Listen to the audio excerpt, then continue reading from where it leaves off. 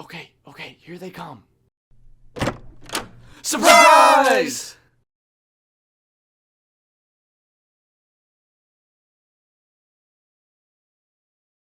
Are you okay? Aw, fuck. Well, happy late birthday, Halo 5. I'm sorry I missed it, okay? I'm a little lazy, I'm a little slow. Things happen. But anyway, since Halo 5 just had its 7-year anniversary, and in 2 weeks we're getting Halo Infinite Forge, I figured now is the perfect time to go back and reflect on some of my Halo 5 Forge maps. I'm not sure if many of you knew this, but I'm probably equally as passionate about level design as I am video creation. And when I'm not working on videos, I'm usually working on levels. So with all that context out of the way, let's dive into some of my favorite maps I've ever made on Halo 5.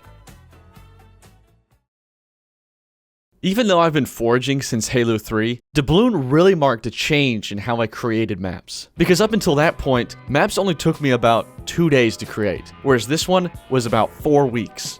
You see, at the time, Forge Hub was hosting an infection map contest, and if you placed in the top 5, you could earn a spot in matchmaking and actually earn some money. And I guess the incentive of clout and money was all I needed, because I feel like after this map, it just elevated everything else that I created. Not because of some status, but just because I had never spent that much time on a map before, and that shifted my perspective to actually try and design maps, as opposed to throwing something to the wall and seeing what sticked. And the creation of this map really validated and legitimized map creation not only to me, but also to my family. Because like I said, I've been forging maps since Halo 3, and I had probably put in about 1,000 hours total up until this point. And of course, as a responsible parent, my mom didn't really see the value until I earned a little bit of money doing it. Oh yeah, also I'd like to add a few anecdotes or facts about doubloon. The map is actually not inspired by any real place. It's actually inspired by Gorilla's Plastic Beach. In fact, the map's original name was White Flag, which is actually one of the track names on that album.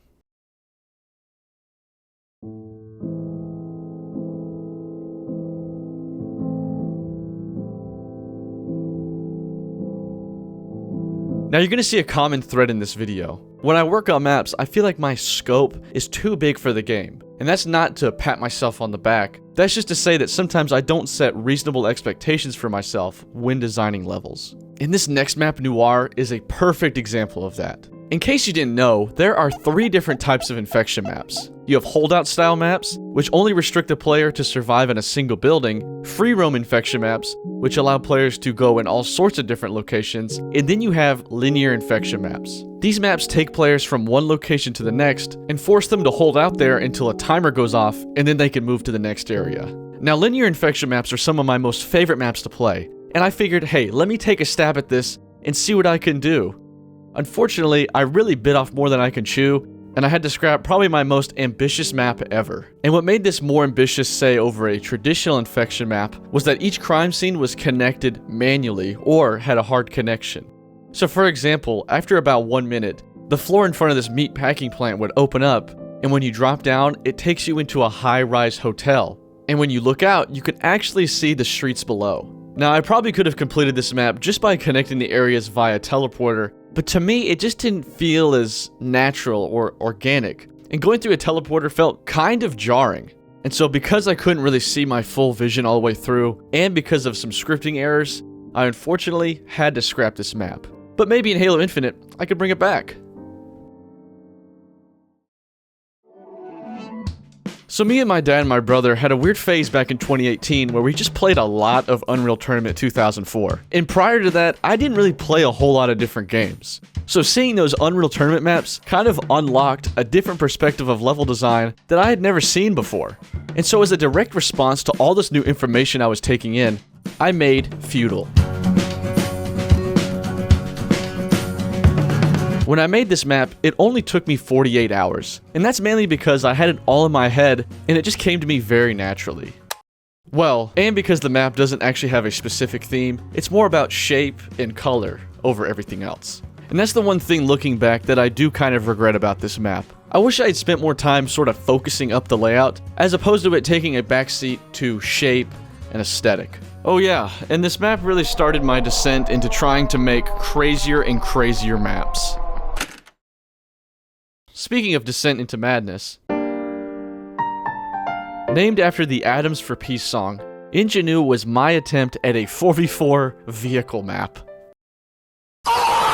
You know, sometimes in level design, you win some and you lose some. And on this map, I definitely took a fat L. The map was just too tedious to navigate, the Wasp wasn't balanced at all, and overall, it just was a bland and boring experience. You see, one of my favorite maps of all time is called Vespin by Negative Zero, and he took this 4v4 vehicle map concept and pretty much perfected it. And so when I was making Ingenue, I thought I was pulling all the right elements from that map, but obviously, that was not the case. I still do have a soft spot for this theme, so the chances of this map being attempted again in Halo Infinite are pretty high. Let's just hope I can actually put some more thought into it this time and, God, not make something so bland. So I'm not sure if you guys remember, but there was a playlist called Mythic that was added to Halo 5 to try and combine modern Halo and classic Halo. And before this playlist was added into matchmaking, I actually helped playtest a lot of the maps and the game mode itself. I even made a map myself, Callister. Named after the Black Mirror episode, Callister is a 4v4 Mythic map that takes place on a space station. The layout is relatively simple, but it does have a slight twist. Zero gravity. You see, at the time, I was kind of obsessed with gimmicks and scripting, so I figured why not at least attempt to do something kind of interesting with this relatively simple map. When you go to the middle and interact with these two blue monitors, you open up this gate that'll suck people out into space and then depressurize that half of the map. That'll cause these shield doors to spawn in, which you can't shoot through, further segmenting the play space. Of course, this is all just temporary, and after about a minute, it will go back to normal. Overall, I am really happy with how this map turned out, and I'll probably bring it back in Halo Infinite. Maybe make the layout a little bit bigger, but other than that, I wouldn't really change a thing. So let's take a detour for a minute to explore one of my weirder maps. What? So fairly recently, Forge Hub had a Husky Raid competition. And essentially, Husky Raid maps are straight lines with two rooms on either end where a flag sits. And this was my entry into the contest. I feel like it doesn't need that much explanation. It's a dirty broom closet where someone goes to lift weights. You got a nice pizza snack here with a little blunt to tie it off. You got his clothes so he can go get ready to work at Target in the afternoon. He's got his motivational posters to make sure he can hit that PR. And of course, he's got to have his trophies displayed to show his past work. Oh, and there's socks down there too, which I wouldn't advise touching those. Out of all the unreleased maps I've made, this is the one I regret not releasing the most.